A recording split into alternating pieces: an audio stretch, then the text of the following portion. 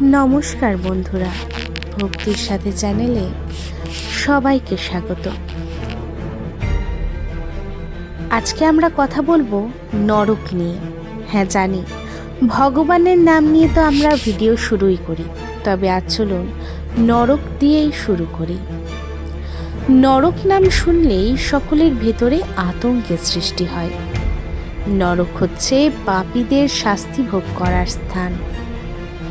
এটি মৃত্যুর দেবতা যমের আবাসস্থল। বিভিন্ন হিন্দু ধর্মগ্রন্থ অনুসারে নরকের সংখ্যা 28টি। পাপ করলে নরকে যেতেই হবে, তুমি চাও আর না চাও, এমনটাই আমরা জানি এবং আমরা শুনেছি। পাপ করে মারা গেলে নরকে নিয়ে গিয়ে তেল দিয়ে ভাজা হয়। এই নরকের নাম কুম্ভীপাক নরক। কোন গল্প লুকিয়ে আছে এই কুম্ভীপাক নরকে? কি আছে এর পেছনের কাহিনী? তবে চলুন আজকে জেনে নিই। তবে বলবো, ভিডিওটি ভালো লাগলে চ্যানেলটিকে সাবস্ক্রাইব করে পাশে থাকবেন। কমেন্টে লিখবেন জয় শ্রীকৃষ্ণ। যারা কেবল স্বাদের লোভে নিরীহ পশু পাখি হত্যা করে, মাংস রান্না করে ভক্ষণ করে, তাদের যেতে হয় কুম্ভীপাক নরকে। এর অর্থ হলো যেখানে বিশাল কড়াইয়ে ফুটন্ত তেলের মধ্যে যমদূতেরা পাপীকে ঢেলে দেয়। আর যেমন আমরা ফল, শস্য, মাছ, মাংস ভাজি, তেমনই কিন্তু পাপী আত্মাদেরও ভাজা হয়। তারা পুড়ে যায়, যন্ত্রণায় কাতর হয়, তাও তাদের ডাকে সাড়া দেওয়া হয় না।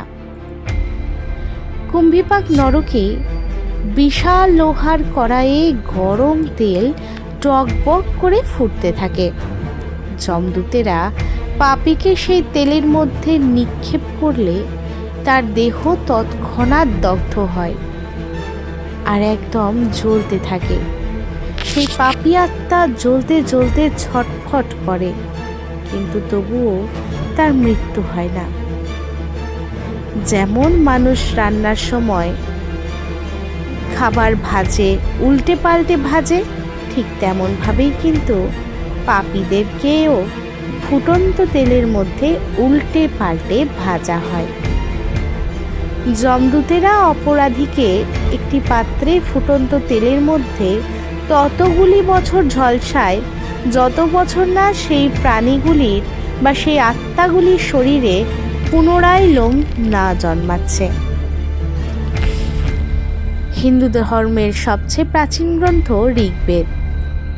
ঋগ্বেদ অনুযায়ী নরক হলো চির অন্ধকারময়, তলবিহীন এমন এক স্থান যেখানে সর্বদা মন্দ রাজত্ব করে।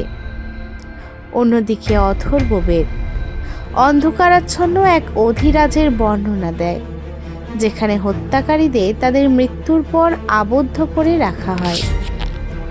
তবে শুনলেন তো, আজকে বললাম কুম্ভীপাক নরকের কথা।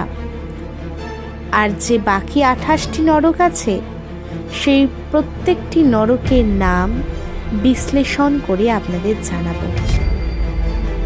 তবে আজকে যদি ভিডিওটি ভালো লেগে থাকে, কোনো তথ্য পেয়ে থাকেন, তবে অবশ্যই কমেন্টে জানাবেন।